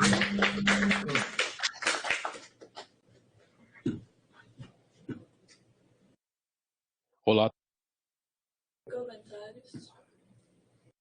Comentários? Vou te fazer uma pergunta, cara. Tu colocou ali exemplos de onde é que tu aplica o Python. Mas a escola tem uma disciplina, alguma cadeira que ensina essa programação? Ou é o professor de física que vai ter que ensinar a programação? Então, a situação é assim, a escola ela tem um único curso, que é o curso de eletrônica, que trabalha diretamente com essa questão assim, de Arduino, Python, desde o começo do ensino técnico. Mas os outros cursos é uma novidade isso. Por exemplo, o professor entrevistado, ele quer dar aulas para o primeiro ano do curso de Química, e isso é uma novidade para os outros cursos. Então, é o professor de Física mesmo, juntamente com outra professora que ele vai fazer o trabalho, em que eles estão trabalhando isso do zero com outros cursos, né? Então, ele vai ter que ensinar isso para os alunos, assim, passo a passo, né? Ele já vai ter que ter ensinado conteúdos de física antes ali, né? Porque eu vejo dois pontos nisso aí. Um é o conhecimento da linguagem Python e o outro é a aplicação em questões práticas de medições de física. Sim. Porque tu propor um experimento para medir uma onda eletromagnética, tu tendo os equipamentos é fácil. Agora, se tu vai pegar e ter que programar o que tu quer medir, aí qual é o conhecimento prévio que o aluno tem daquilo ali? Quantas aulas tu precisa para fazer isso? Sim, é isso que ele pretende. Isso é algo novo para ele também. Isso também é algo novo para eles. E eu acredito assim que ele vai, né, ensinar assim essa questão da programação, né? E depois ele vai colocando essa questão do cotidiano dos alunos. Assim. Ele pensa isso num programa de longo prazo. Sim, é uma coisa assim que ainda está sendo estudada e como que isso vai ser feito. Assim. É um plano assim de trazer esse conteúdo assim da linguagem de programação Python, né, para os outros cursos que não têm esse conhecimento que o curso de eletrônica tem. Então, é algo novo mesmo, assim. Na minha época, por exemplo, quando eu estudei nessa escola, não tinha isso. No curso de mecânica, por exemplo. Curso técnico de mecânica. Sim. Eu coloco um exemplo nosso prático nas aulas de laboratório. Sim. Tá? Nós queríamos fazer uma medição, mas de repente tu tinha que programar primeiro para poder fazer sem o conhecimento da linguagem Python. E ali estava programado em linguagem Python. Como é que tu faz isso? Tu tem a ideia do que tu quer fazer, mas tu não sabe como botar a linguagem na tua programação para sair o resultado que tu quer. Sim, aí no caso tem que ter um estudo prévio da linguagem para depois poder... Sim. Mas o que o professor queria era justamente isso, uma ideias de aplicações na física. Né? Não, por isso que eu perguntei como é que ele quer trabalhar. Aplicação, tu consegue dar ideias. Agora, como ensinar a linguagem Python, bom, daí... E a escola tem função de por exemplo, dar aquela noção inicial do Arduino? Sim. Sim, porque tem, assim, além disso, que o laboratório de física da escola é muito bom. Por exemplo, assim, o laboratório é excelente, sim. E eles têm muitos equipamentos também do próprio curso de eletrônica. Então, podem ser utilizados vários elementos, né? Assim, né? Então, já tem uma... O curso de eletrônica seria, digamos, né, a base, né? Assim, né? Todos os equipamentos necessários para fazer essa atividade já se obteve no curso de eletrônica, né? Agora é tentar... daí... Aí agora é tentar expandir um pouco, né, essa coisa básica, assim, mas é programação voltada para o ensino de física, não é simplesmente uma aula de programação que nem uma disciplina lá do curso de eletrônica. É programação para tentar trazer a física para eles, né? Não só ensinar a linguagem Python, mas é trazer conteúdos de física com programação. Muito bem, ficou bom, Carlos.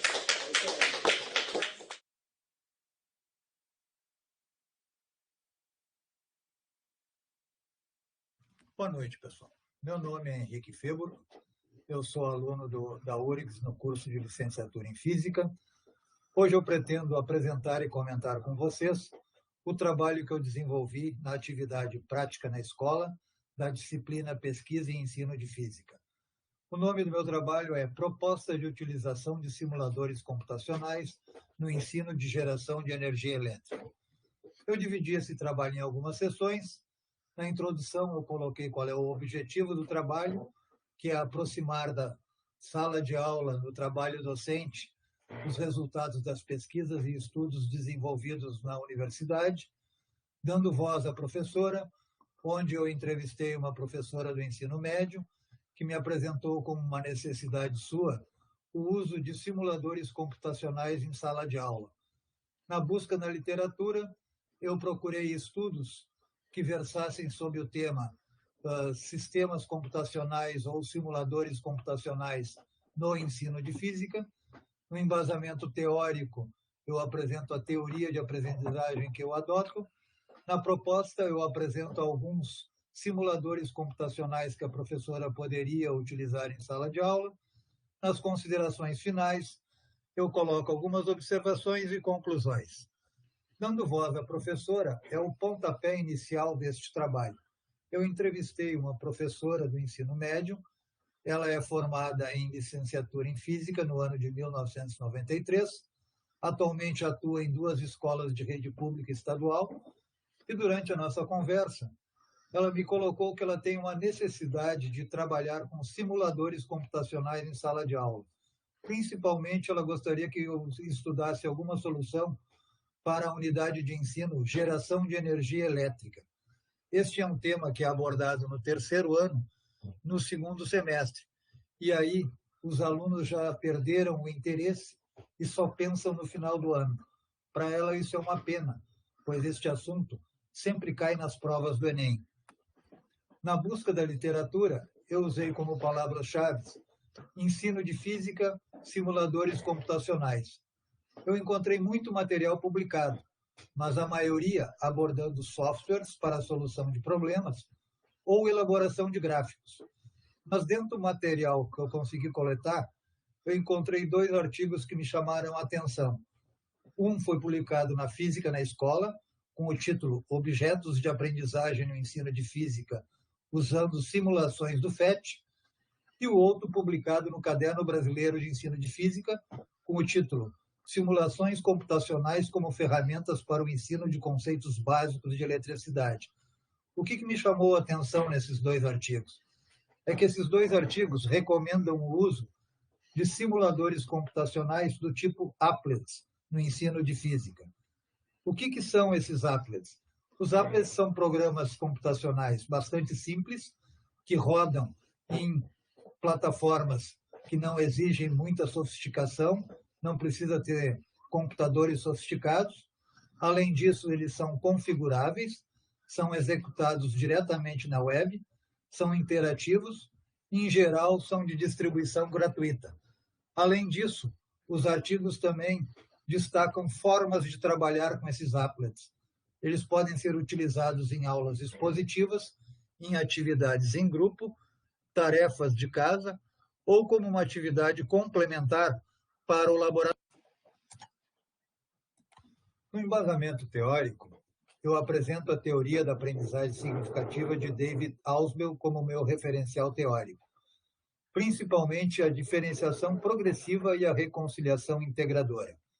Na diferenciação progressiva, as ideias mais gerais e mais inclusivas devem ser apresentadas no início, para depois irem sendo progressivamente diferenciadas. E na reconciliação integrativa, exploramos as relações entre essas ideias, apontamos as similaridades e diferenças importantes e reconciliamos discrepâncias reais ou aparentes. Na minha proposta para a professora, eu indico iniciar revisando o conceito de gerador elétrico. O que é um gerador elétrico? É um equipamento, um aparato, que recebe uma fonte de energia não elétrica e a transforma em energia elétrica, tendo uma perda que nós chamamos de energia dissipada. Aqui podemos revisar o conceito de conservação de energia. Depois eu indico a utilização do applet FET colorado, gerador de indução. Nesse applet, nós podemos revisar a indução eletromagnética, podemos visualizar a variação do campo magnético, podemos visualizar também as linhas de campo e podemos visualizar também a mudança de polaridade, que é a responsável pela corrente alternada. Depois, eu indico usar o applet Formas de Energia e Transformações, também da FET colorado. Esse applet é interessante porque ele permite simular vários tipos de geração de energia elétrica, começando, por exemplo, com a geração de hidrelétrica, onde simulamos uma usina hidrelétrica, onde a queda d'água é representada por uma torneira que fará girar as pás da turbina, gerando a energia elétrica.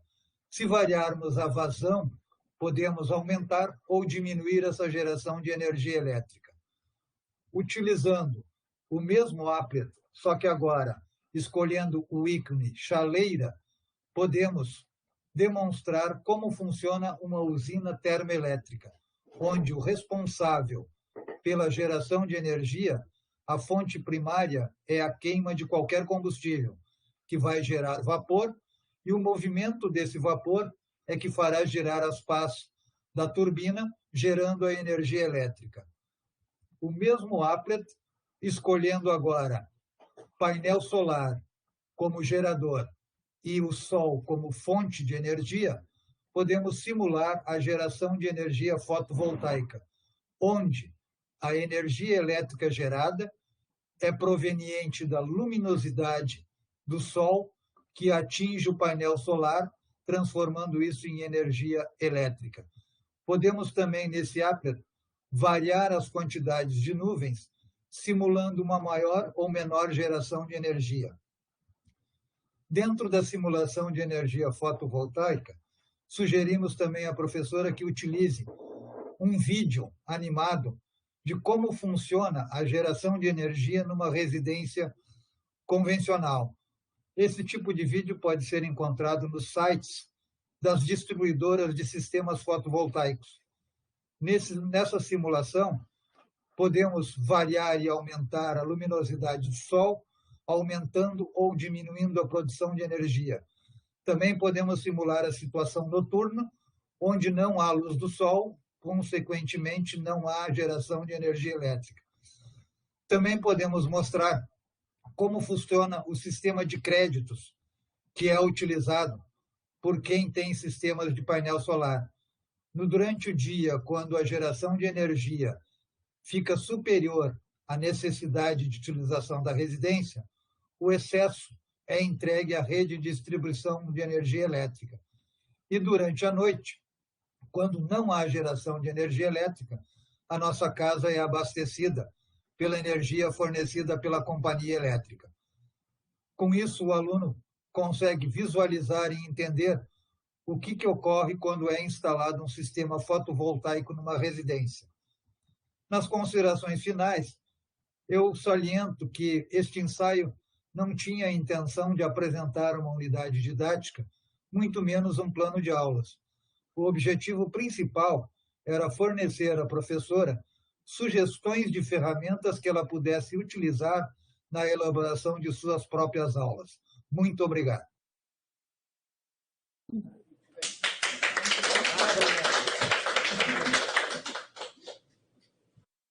bem. The last but not the least, quem é que vai se manifestar? Eu gostei muito da tua apresentação. Achei muito legal assim, a forma como tu montou assim, a unidade do trabalho. Obrigado. Eu queria te parabenizar também. Ao longo do semestre, a gente teve várias conversas que tinha que... Conversas quer dizer brigas. Debates. Quem me conhece sabe que eu sou assim. Quase se pegando pelos cabelos para tentar controlar o tanto que tu sabe de física e o quanto tu precisaria de explicar física nessa apresentação.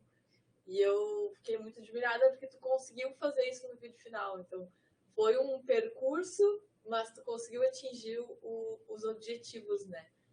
De explicar o que tu estava fazendo e o que tu pretende que a professora faça, mas sem explicar a física por detrás, né? Então, parabéns. Achei que evoluiu muito bem teu trabalho e acho que vai auxiliar muito ela. É que eu tenho um vício de que eu gosto de dar aula. Conhecimento. Então eu fico explicando.